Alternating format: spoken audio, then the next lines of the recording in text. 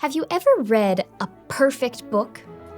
You open the first page and one sentence just flows into another until the author somehow ties all the loose strings together into one cohesive ending. It's kind of like magic. I feel that way about composers, except their stories are written in notes. But even so, that first note plays and they somehow have to organize chords, dynamics, rests, and tempos to create a story through their music. To me, it seems like a miracle that composers can put all those pieces together and give us music. I want to learn how they do it, so I decided to find out. I'm Erin O'Malley, and you're listening to Classically Training.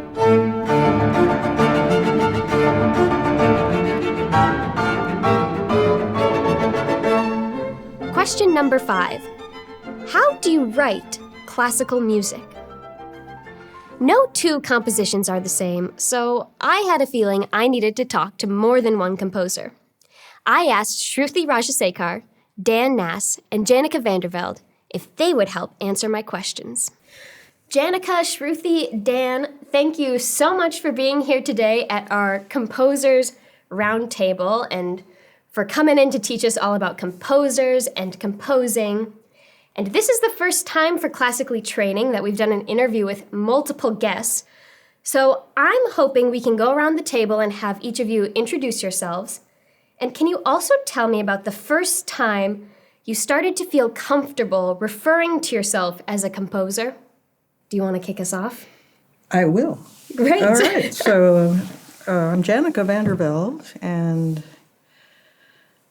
I've been a composer for 50-some years, I would say. And I've also been a teacher of music composition for maybe 30 years. Okay. So you've been a composer for a while then. Yes. Shruthi, how about you? My name is Shruthi Rajasekar, composer as well as vocalist.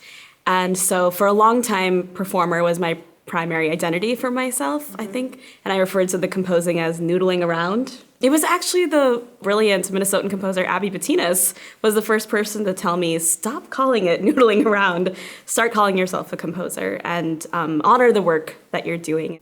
Dan? I'm Dan Nass. I am a composer and radio producer. I feel like I first referred to myself as a composer back in college. I was a music education major, and midway through, I took a composition class just for fun and absolutely fell in love with it. And I ended up changing my major, and I thought, yeah, I'm a composer. I have so many curiosities about composing, but I want to try and start at the beginning. So you all decide you want to write a piece of music. What's coming to mind first? Are you thinking about how the piece will sound, the feeling of the piece, whether it's going to be a concerto or a sonata? What are you thinking about? Yeah, there is a set of circumstances around creating a new piece that makes every piece unique and individual. And it's not really like, say, writing a novel where somebody gets a great idea for a book that they want to produce. It's usually, for composers, it's more like there is a commissioner that has a set of expectations around performers and maybe an occasion even, like is it a piece for a funeral or a piece for a wedding or, but once in a while, and especially when you're a younger composer, like say maybe working on your PhD in music composition, that's when you really get to explore like what you want to say. And that's a little bit different than you would be choosing your instrumentation. You would be choosing all of the factors. And that leads me to my next question. How do you know or how do you decide which instruments you want to play your composition? Dan and I, before this, were discussing dream projects and dream pieces, and you were telling me about this orchestra project that's been developing for a while, and I wanted to ask you, how are you deciding the exact instrumentation since you're driving this? I don't necessarily know yet. It's inspired by Duluth. Duluth has been a magical place for me since I was a kid, and there's a structure in the harbor that's this kind of mysterious. It looks like a brick cement trailer house, kind of tipped like that, and it's been there forever, and I've always wondered what goes on there, and so I want to write about that. And that's kind of as far as I've gotten. I've got a few things percolating, but. So I imagine with this instrumentation question, it's going to come as you need, right? For example, maybe your percussion section, you might know eventually how many percussionists you have, but you could explore probably a lot of colors, I imagine, to evoke this image you have. I want like a 10-person percussion section, which I know probably won't happen. You do have to think about logistics too, like how many performers do I have at my disposal, and how many instruments can I use, and what are the limitations? So it sounds like not a lot of composing comes from just a random idea you have on a walk. There's a lot of sometimes background logistics that inform what the sound is going to be. Would you say that's correct? Mm-hmm. Do you need to know how to play every instrument you compose for? Are you all just masters at many different instruments? We wish. It helps to know. It helps. mean, and I did have an undergraduate degree in music education, which was a 5-year program, and I had to learn to play all the instruments, including strings. I really value that experience. Was the best preparation for composition in a lot of ways. This is where your collaborators will catch you, because if you know the people you're writing for example, if they're real human beings to you, not just mythical figures, which some composers work that way, but if you get to really work with the people and develop relationships with them, they'll share so much knowledge with you. Can composers write music that is above their own playing ability? We try to, I think, because if I were just going by my playing ability, well, there would be some limitations. Okay, so you don't necessarily need to be able to play all the instruments, and you don't need to be able to play everything that you write perfectly. What do you need to know before you start composing classical music? A basic knowledge of what an instrument can do and what it sounds like is pretty important. Mm-hmm. And do you need to be able to know, like, music theory? Do you need to know, all the rules of music to be a composer? Yeah. Okay. Music notation, That helps. that's classical music in a nutshell. You have to be able to take a waveform, something that's a waveform, and pin it down on the page. That's really difficult to do well. So, when you're composing a piece that's meant to be played by many instruments, how do you know if all the different parts will sound good together when you don't have all the instruments in the same room with you while you're composing? Well, you don't always.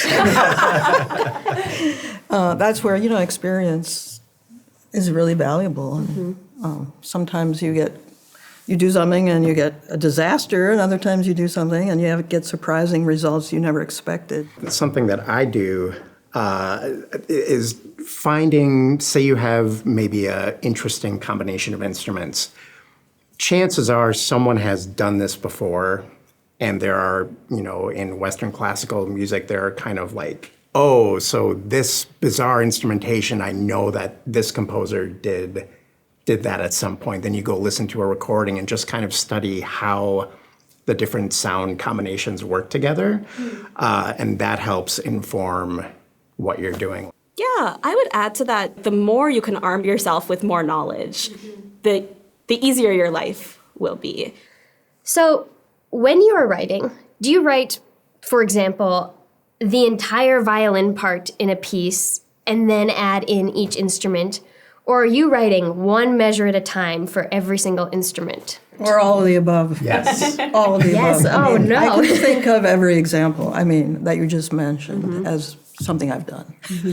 Some people, when they're scoring for orchestra, will write it in as a piano score first, and then they will go measure by measure and explode that piano thing into the whole orchestra. And other people start first with the orchestrating and don't go through that process. I feel like for me, if I know that, okay, I have this killer violin lick, I might write out exactly what I want the violin to be doing in that section. Maybe it's a 8 to 13 bar section, and then kind of orchestrate that and then move on to the other section. But I've done kind of all across the board. I like to sketch my ideas sometimes with words, sometimes with kind of stick figure drawings. That's my level of visual art ability. But I find that can be sometimes more useful. I think the main thing is it's probably rare for all of us to work chronologically, like from measure one to the end. So I want a little window into what you guys all look like when you're working on your compositions. Oh, boy. What does it actually look like to sit down and work on a composition? Are you alone? Are you playing the music as you go? Are you surrounded by 5 different instruments? What does it look like? It's boring. It's really boring. I'm sitting in front of a computer. Okay. That's how I do it. There was a time recently where I had something pop in my head and I was driving. I'm like, oh, wait. And I pulled over and pulled out the phone and sang into the phone and put it away and moved on. So I might start with that. A lot of times I have to be moving for some reason. So if I'm at the piano doing something, like, okay, I got that. And then I'm getting up, walking around the house, singing to myself, looking bizarre. I think I have to have the workspace where I can park myself, especially if I'm behind and need to get working, which that includes computer, that includes a keyboard, lots of paper, desk space. I do like to move around. I think especially if I'm stuck, I'll go for a walk. How do you actually write music for multiple instruments? For example, are you notating everything by hand on a paper score? You mentioned being in front of a computer. How does the writing portion happen? Well, there was a period of time when there weren't computers in my lifetime. And in fact, I brought some scores where everything was by hand. And do you think computers have been a beneficial addition to... Oh, yeah. No, I remember I had an ulcer because it's so, that work is so stressful, because if you make a mistake, then it's like, back in the day, you had to cut it out on a piece of vellum. But with the computer, you can start at the end, and it's more like gardening. You can put some stuff over here and then copy it and paste it over here and make variations, and it's a totally different process. I start pencil paper and get to a good stopping point where I can start putting, if I need to kind of go in a different direction with my brain for a bit. I'll be moving from the more creative process to, okay, this is more admin work now. I have to put things into more precise notation and things like that. Most of the time, I actually come to the computer notation software pretty late in the game. I really like to use a DAW setting, which is a digital audio workstation, like GarageBand is one, or Audacity. Audacity is a free one. And you can basically kind of set it up with multi-track, which means each instrument would have its own track. And because I like to sing through everything I write, even if it's an instrumental part, I'll still sing it. I find that's a really good place to kind of sweat out the ideas a little bit. I'm seeing a lot of crossovers between writing a paper, writing a book, and composing, which makes me curious, do compositions go through drafts? And if so, how do you know when your piece is done? Such a good question. That's my favorite question so far. Yay! We got a good one. Well, I used to teach composition, and I used to have a rule that they had to go through their whole piece without making a change 3 times, and then it was done. And that's my rule, too. For yourself. Yes. Okay. Yeah. Yeah, I feel like the deadline is when the commissioner says, okay, I need it May 31st by 11:59 p.m. To me, that's when it's done. Because if not, I would work on pieces for years. I liken it to cooking. If I make a dish, I get done with it, I'm like, well, I might add this spice and so next time then I'm doing it slightly differently, and it's never perfect. Whereas with a commission, it's like, okay, I got to be done. And there might be mistakes that you go through and fix, but otherwise I'd be editing for the rest of my life.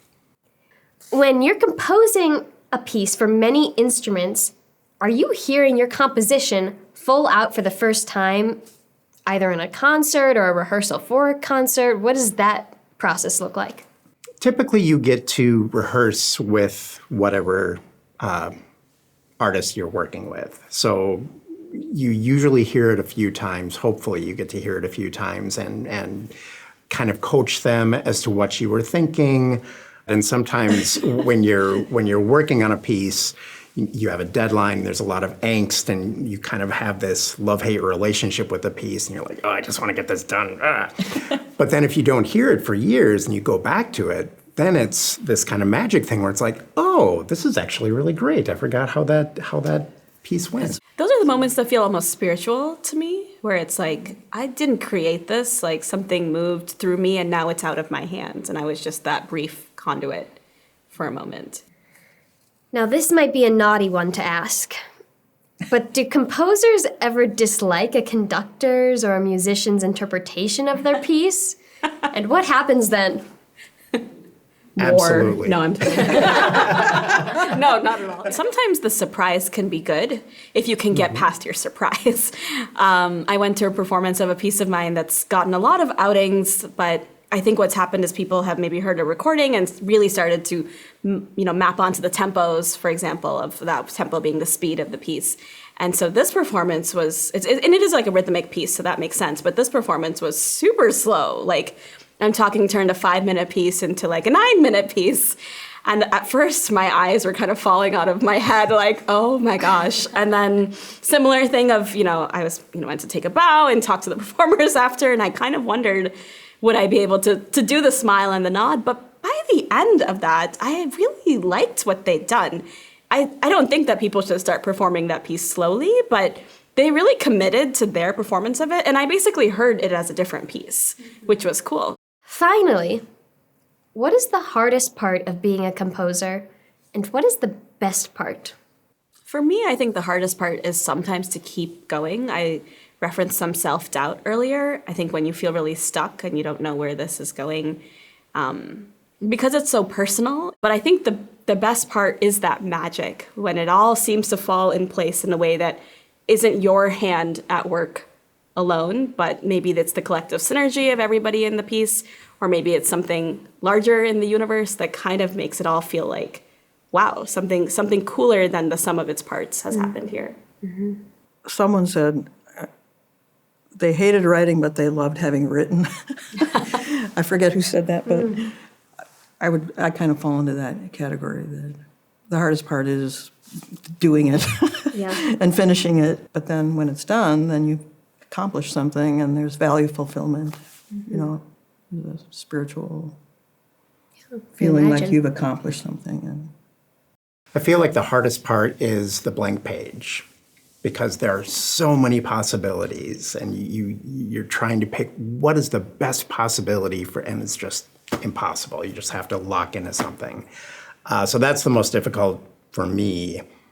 But then the best part is the premiere. Even if it doesn't go terribly well, it's like you get on a ride and it's like, all right, this roller coaster is going, we're just gonna go, and hopefully it's fun, but it's gonna go, and you have no control anymore. It's out there in the world, and that's exciting to me.